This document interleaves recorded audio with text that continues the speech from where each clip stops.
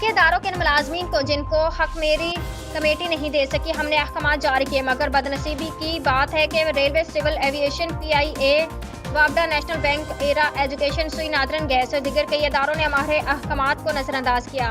Bureaucracy نے حکمرانوں اور سیاستدانوں دونوں کو عوام کی مرضی کے کام نہیں کرنے دیے۔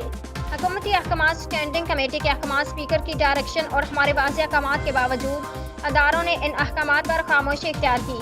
ہم انشاءاللہ پاکستان کی ہر عدالت سے یہ سب کرنے کے لیے ملازمین کو ان کا حق لے کر دیں گے۔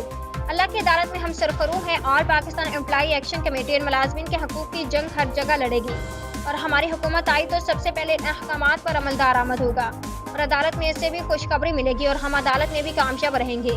غیر منصفانہ فیصلے ختم ہوں گے اور حق کی جیت ہوگی۔ ان خیالات کے اظہار ریلوے ورکرز یونین تارا نشان اوپن لائن کے سرپرست اعلیٰ ممبر قومی assembly Pakistan effective employees action committee کے پیٹرن چیف حاجی پروفیسر ڈاکٹر قادر خان مندوخیل نے ٹھیک کیے۔